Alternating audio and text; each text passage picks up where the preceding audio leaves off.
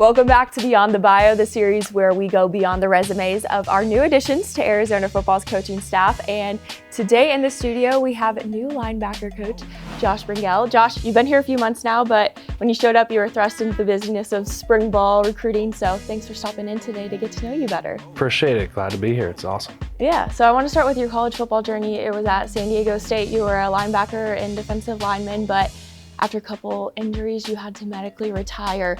Was that a pretty natural transition into coaching after that for you? Yeah, of course, nobody wants their career to be ended by injury or ended for any reason, but it turned out to be a blessing because I wouldn't be here if it didn't happen. I was a decent athlete and a good football player, but I was always best because of my mind. I always knew I wanted to be a coach ever since I was a little kid. So I always kind of positioned myself that way. My position coach, Zach Arnett, always knew that I was gonna want to coach. You know, I understood the defense, knew everything. I was like the older guy that was teaching the younger guys already in the room. And it was a little different at first because you don't go from, since I didn't really have a break in between, going straight from a player to the guys I came in with as freshmen to now, oh shoot, well now I'm on the coaching staff. So that was a talk that I had to have with Brady Hoke, who officially gave me my first job, was these guys aren't your friend anymore. You know, you're a coach, you have to have that. So it was a really cool dynamic to be able to work with guys. Luckily, because of how hard I worked as a player and because of my knowledge of the defense, I earned that respect. And you just had to transition that. So it happened pretty naturally. I was fortunate to have a great group of men and got welcomed onto the staff with Kurt Maddox, our new defensive coordinator at the time. And it was a lot of fun. And on the staff at San Diego State was also Danny Gonzalez at the time. Was that your connection to come here to Arizona? Absolutely, yeah. So Coach Gonzalez was our safeties coach and defensive coordinator for my first 2 years when I was there as a player. And you know, even though I wasn't directly under him as a position, you know the guys on staff, and he was a guy that everybody was drawn to because of how well he built connections with the players. He's a tough coach. Like, he coaches you hard, but you want to be coached by him because, one, he's so knowledgeable of the game and he cares so much. How much he cares is unbelievable for his players. I mean, he has guys over his, when I got here, we had players over his house all the time. So that family environment, and that's why he's able to coach the players the way he does, because every player knows how much he cares about it. So that was something that was really special, and that's why getting back with him was really special. I'd been with Tony White, who was also on the San Diego State staff when I was a player. Had a phenomenal 4 years with him at Syracuse and Nebraska.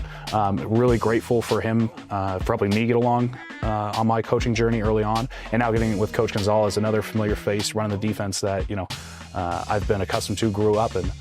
It's really special, and Coach Gonzalez is a phenomenal husband and father and a unbelievable football coach. So I'm really excited. It's great to get back with him. Yeah, you mentioned Coach Gonzalez and Coach White, who have been some other coaches that have really poured into you and impacted you in your career.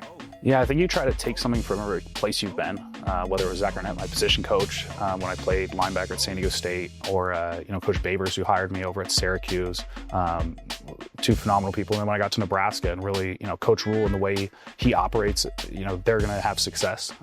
And he's a phenomenal coach, and that program made me a lot better as a coach, and I'm really excited for them. Rob Dvorak is a phenomenal linebackers coach at Nebraska. Helped me develop my skills a lot, going from when I ran the room at Syracuse to now going back into an assistant role, working under Rob. Really getting to hone in my skills was really special. You know, and even, shoot, I was at a short stint for 2 months at Florida State, and, you know, Coach Norvell, he's always talked about, you know, the positivity and show me what a player can do, don't tell me what they can't do. So just all these little things about, you know, it's like, wow, that resonated with me. You know, so all these different pieces from different coaches I've been very fortunate to be around phenomenal coaches and people, and it's just stealing things from everybody and trying to make it your own, and pour into the players you have now and use it to the best of your ability. And that's another reason for one of the things I'm really excited about here is, you know, Coach B and how he operates with his staff is he empowers us to really be who we are. And he does the same thing with the players. Like, that's why it's such a comfortable environment. It's a family environment. Everybody is so welcome for who they are. He's a coach that you know, want to work for, you want to play for because of another coach, just like Coach Gonzalez, about how much he cares. Really special. I'm really excited. Just another person that, you know, the leader of our program, Coach B, he's the man. And I'm excited to do everything I can to support him in this program and what we got going on. On a rare day off, where can we find you? So I'm still getting like as you kind of said, I'm still getting acquainted with Tucson. When I was in Lincoln, Nebraska, I picked up pickleball. So I'm trying to figure out where the best places are to play here. So I'll be out there. It's the one sport, as you mentioned with my knee, it's the one sport I can play, go full out, play for 4 hours, and I feel great the next day. So I love it. It's like the, you know, the official retired sport. So as a retired athlete, I'm jumping into it, and it's a lot of fun. So I get into it. So I'm still figuring out where the best places to play are, but once I figure that out, probably be some pickleball courts. Yeah, I'm sure in the comments people will drop some recs for you. No doubt. If you can help me out, find some pickleball courts, let me know. And then final question for you. You get the aux cord at practice. What are you playing? I listen to a lot of like kind of laid back music, chill, whether it's reggae, country, like kind of just cruising music, kind of hang out. Like when I put music on, it's typically to kind of mellow out and be calm. So whether it's some Lee Bryce country, Michael Franti, Mowley was an artist that my beautiful fiance, Dr. Messner, told me about, and we've kind of been watching or listening to him a little bit. So she found him and was like, oh, you're gonna like this guy. It's like a country reggae kind of blend. So totally like chill music, that kind of stuff, yeah.